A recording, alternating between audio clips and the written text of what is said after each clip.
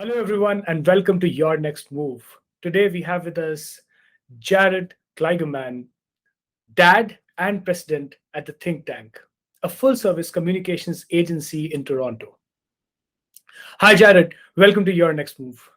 Hey, great to be here. Jared, you've worked a lot with CPG brands in Canada, and you are working with a lot of brands right now. So, can you tell me about the landscape, the current CPG landscape of Canada, and how is it evolving in your opinion? Sure. So, it's been a really interesting few years in the Canadian CPG landscape. We had to go through the pandemic, which was, for the most part, a real boon for a lot of CPG companies.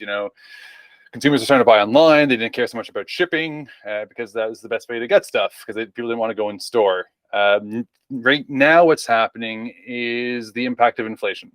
So every brand I talk to, for the most part, particularly in food and beverage, are really trying to figure out how to manage, in some cases, 100, 200% increases on their ingredients. Some ingredients definitely get worse than others. And so that's really impacting a lot of decisions being made by CPG companies, ranging from how they market, what type of innovation they do, which retailers are looking to get into, how much they're hiring. All these things are really being impacted by that. And so looking at the next 6 months, just as an example, I think you're going to see a lot of CPG companies either pause their hiring or get quite particular about who they're trying to hire. That said, it's also still very much an employees market. There's so much talent out on the market right now, and people are getting very picky about who they want to go work for. So if you're a big tier one CPG brand like a Nestle or Kraft Heinz, you're not having this problem quite as much because everyone wants to work for those brands. Although there's a lot of discussion about how employees or prospective employees are asking for really high salaries and all sorts of benefits, which I never think there's anything wrong with asking for the moon as long as you're willing to, accept a certain middle point, because no one's going to Yeah, deliver you everything. of course. Shoot for the stars, hit the moon. That's what I meant to say. Yeah. But yeah, so that's something what's happening out in the CPG world. The Canadian market in particular is not particularly kind to small and emerging CPG brands due to the retail landscape ranging from there being only a handful of, not even a handful. There's a handful of really large grocers, 3 in particular, who kind of dominate the entire Canadian landscape. And then you have hyper localized independents where, there's a couple who are hitting the 7 to 9 locations in a respective city, but there's certainly nobody who has, a provincial player at large or, a regional player like you would in the US where, you go to the US, you have your little mom and pop corner store, and then you have your citywide grocer. So, I'm based in Toronto. So, those ones you kind of have here too. You've got Good coming out, your Ambrosia, you have Pusateri's, Organic Garage. So you have some in that category. But then in the US, once you get to the citywide, then you got your statewide stores. We don't have any of those really anymore in Canada. The ones who are kind of doing it, the Farm Boys, the Longos, speaking of Ontario, it's my home market. They've all been bought by Empire, which is Sobeys. And then in the US, then you get, you have your state, then you got your regional players, then you got your nationals, then you got your mass and your big grocer. And so for an emerging brand or those smaller brands, to make the jump from handling the natural channel or the independents, to make that jump into a big retailer is a huge jump in volume requirements. You pay tens of thousands in listing fees to get on shelf. So, you've got to make sure that you've got enough volume projected for the year that your sales not just cover off your own internals, but you've also got to cover off that 50K bill from Loblaws to be on their shelf. Right.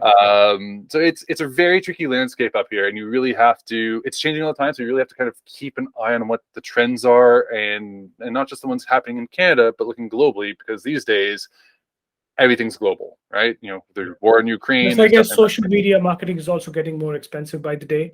So for small brands to kind of create a community and then build a proper advertising campaign on back of social media and selling their products and making sure like people see their products for the first time is getting increasingly difficult. And add to that the whole logistical challenges as well. Absolutely. And it's not just the cost that's going up. The cost is one thing. The big challenge with everything social right now, and even digital, is you can't track it as effectively. Right? Since iOS 14 with privacy coming in, which I think is a great move for us consumers, but on the downside for a brand, it means your reach isn't as, like, when you're trying to target your audience using their metrics, it's not as accurate as it used to be. The trackability has always been a little sketchy. Now it's really off. So you have to think about other ways to track that data, and every CPG brand I talk to, I'm always asking about how are you collecting first-party data, because brands need to do more of that, because that is where, when we start talking about where brands are going and how they're delivering their communication out to their consumers and prospective consumers, they're still using social, they're still using digital, but now they're also looking at things like how to use SMS. How do we build this community through newsletters, right? Newsletters are huge right now in terms of being able to drive additional revenue from your existing clientele. Subscription models, very popular. Affiliate, not as good, but at least with affiliates, they don't need to pay for their media. They have a following, and they just get paid if they sell your product. So, brands are starting to look far beyond their traditional options. And then if they are going to leverage those traditional options, I mean, I'm talking really traditional, like, billboards. Billboards are still pretty effective, but now you have to get really creative with them, right? And so there's Fortnite, and I forget who they teamed up with to do one down in Times Square, but it's a 3D billboard, right? The thing looked like it was coming out of the screen, so that's amazing. But this is, it's that level of thinking that's going to be required now if you want to try and leverage these channels that are more traditional and people are semi-tuning out, and or may not be as trackable, or as easy to allocate a sale to.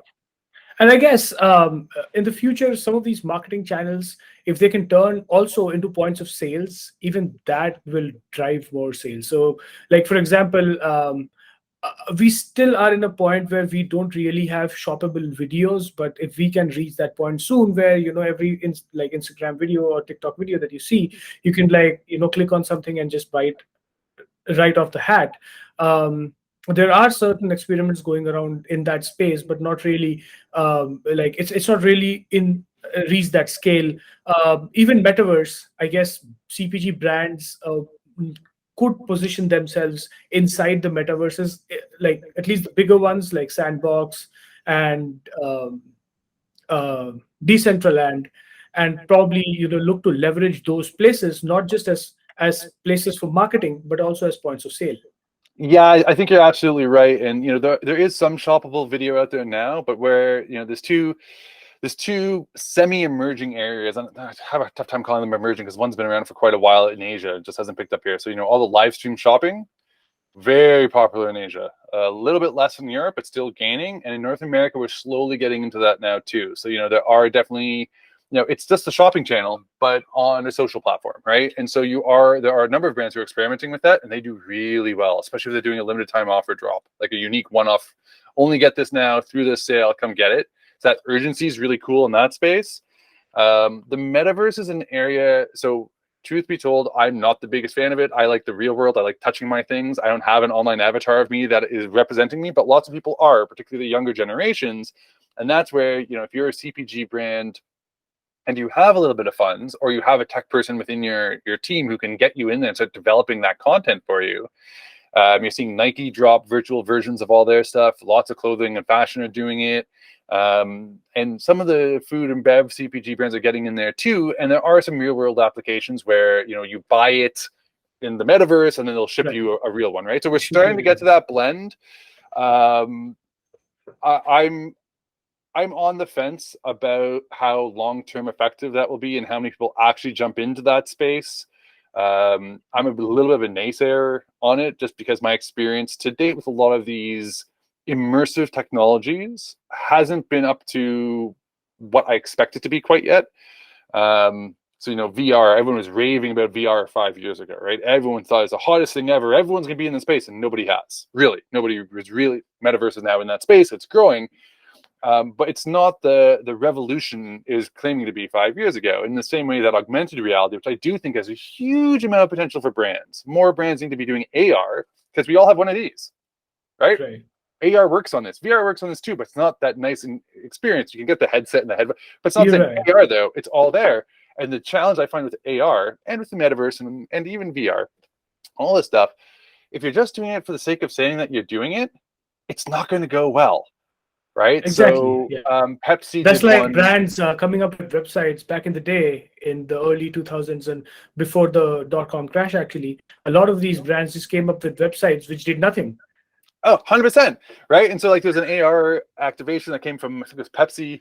Pepsi Frito-Lay earlier in the summer, and it was a soccer game. And like, okay, cool. The game itself was neat, but they pushed this AR thing. There was no AR. This took the There's no gameplay, yes. made a transparent background so you could see your desk behind it.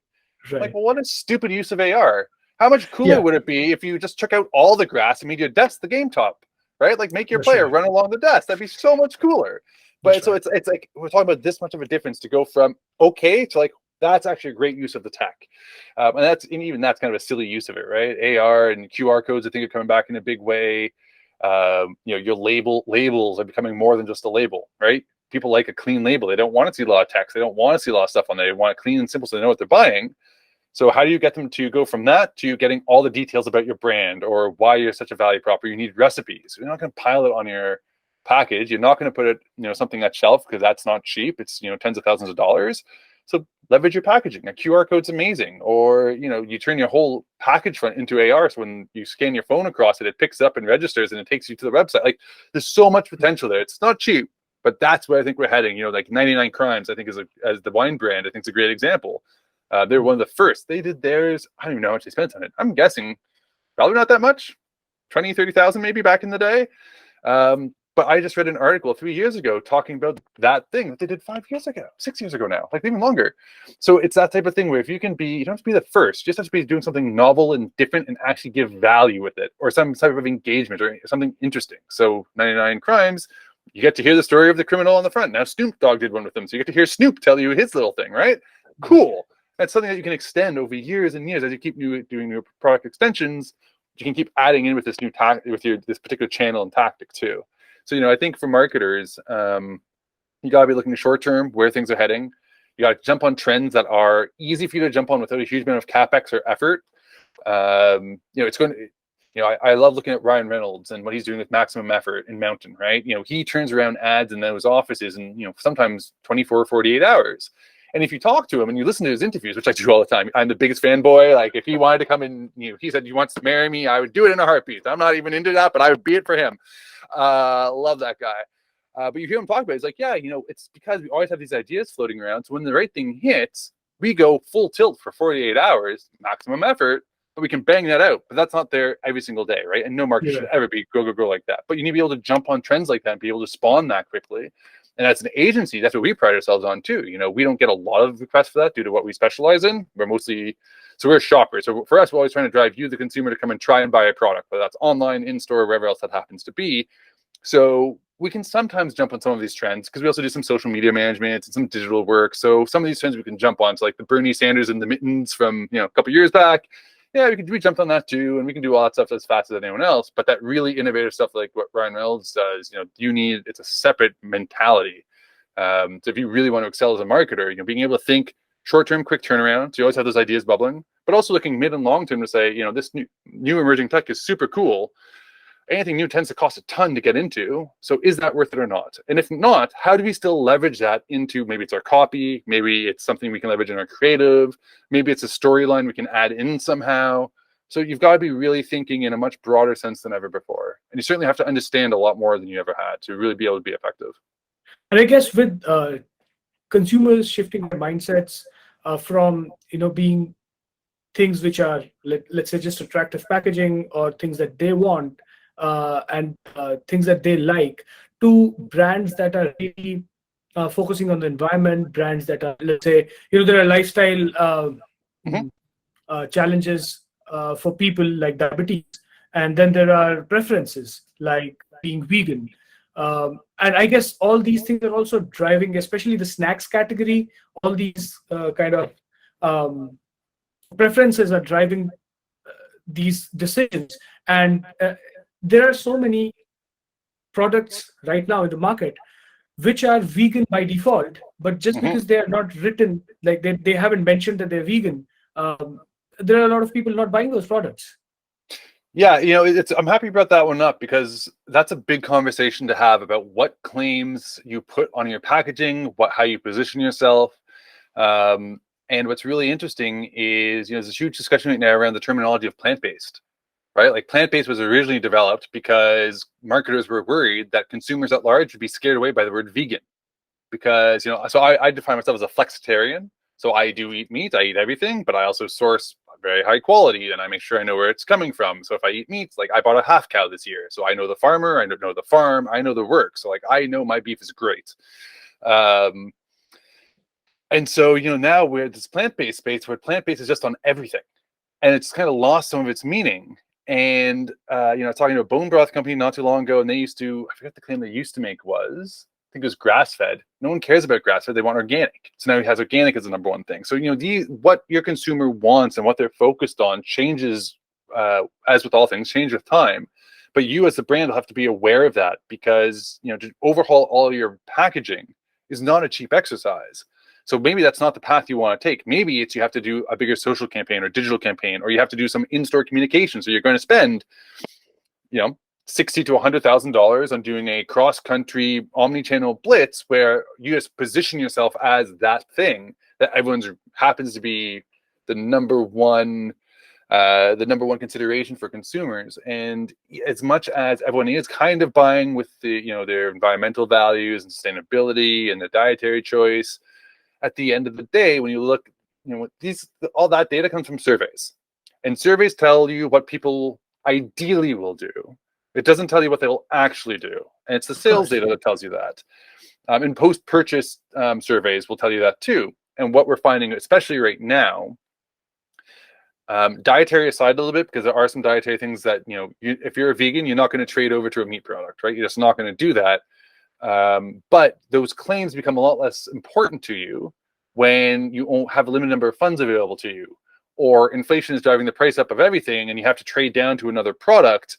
So you might trade to one that's not quite as sustainable or not quite as environmentally friendly, but it's still plant-based, right? So again, as a marketer, it's so critical that you understand your consumer at a very deep level, and that you're able to adjust your marketing and your approach and your content, your copy and creative to match what that consumer is going through. I think if you remember back to the early days of the pandemic, all the advertising got really scarce, really scarred. Everyone was scared to be funny for a while, because it was like, oh, we can't be tongue in cheek right now because everyone's stressed out. And it's like, no, it's actually the opposite. You should be funny. People need the funny.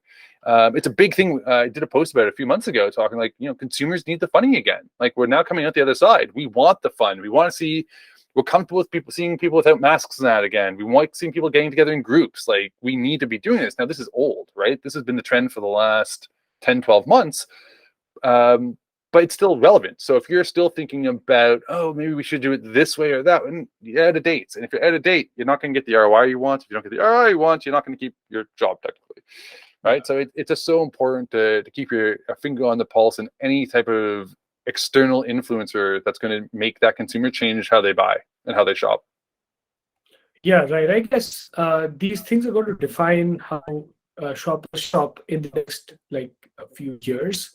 These lifestyle choices, but brands need to focus a little on, not just millennials now, but also Gen Z and how their shopping trends are going to shape up. Those guys who and especially, I don't know, I guess we've still not named that generation. At least I don't know about people. Alphas. Okay, yeah. So people who are they're digital natives. I mean, there's I have an 11-year-old cousin who, when searches in Google, only sees the video tab. They don't understand how why should they read up when they can see things. And for sure. And now you're going to target those consumers. In a few years, they're going to be the people who are going to drive the economy. So brands need to focus on those people. You need to focus on everyone. And it's really important to always recognize who is buying your product and who is influencing that buying decision, and making sure that your communication is tailored to each of those audiences on the right channels, right? So if you look at, YouTube's a great example, right? Let's use YouTube versus TikTok. Both of them have all the generations on there, right? You're just mentioning, your 11-year-old cousin, he's going to video. It's all YouTube, right? He's also on TikTok, I'm sure, because they're all over TikTok. And what they're looking for in their content is very different than what you and I look for in our content. And so the quick answer is, who are you targeting with your messaging? So if you're trying to appeal, I run my own CPG brand as well, Wander, and so I do my TikTok. I hate TikTok for the Yes, my record. my next question is going to be on walnut butters, actually. Yeah, amazing. So, so I do our TikTok now. I do a blend of content. Most of it is geared more to our age and our audience because I know who's buying my product. But I still do the occasional dance trend because it's silly and stupid, and I know it's not going to resonate with my key target audience. And I know this because I've been to a couple events recently where people have come up to me and say, "Hey, I really like your TikTok. I hate the dancing though. I love all the other stuff. It's so great." I'm like, I know, but I also need to make sure that I'm getting some of that younger generation starting to engage and starting to check me out, because they might not be buying me right now, but in the next couple of years they will. So how do I start getting them to just be a little bit interested in me? Right? Because they're not going to spend the top dollar. I'm not that premium a product, but they're not spending dollars that way quite yet. So you've got to be thinking about that, right? So if you're trying to be the young Gen Z brand, you know, kind of like a Midday Squares, you know, they try and put all the transparent stuff out. They try and show everything, and it's really geared to that younger audience. The older generations, you talk to them about that type of level of transparency in the behind the scenes, and like you can talk to like all sorts of people in all sorts of sectors of the older generations, like, why are you doing that? You're showing that you're having problems. Why would I ever want to come and buy from you if you're having problems? And us, we're like, well, no, that's cool. We get to see like that's a real struggle. That's the authenticity. It's what we want. So if you as a brand, you decide who you're targeting and on what channels. And you can have a different message on different channels as long as it's, when you look at it holistically, it all makes sense and it's all one clean image, because that has not changed. Consumers want to see you the same, and no matter where they run into you. So you better make sure that you might tweak it a little bit different, you might use slightly different copy, slightly different creative, but at the core, it still has to be the same message everywhere, right? And Right. I guess, that's using social media, like authenticity is the key. Like people should understand that this is who you are, regardless of whether they see you in real life or they see you on social media. Like, it's not, you're not living two different lives in two different places, and that's what consumers really appreciate nowadays.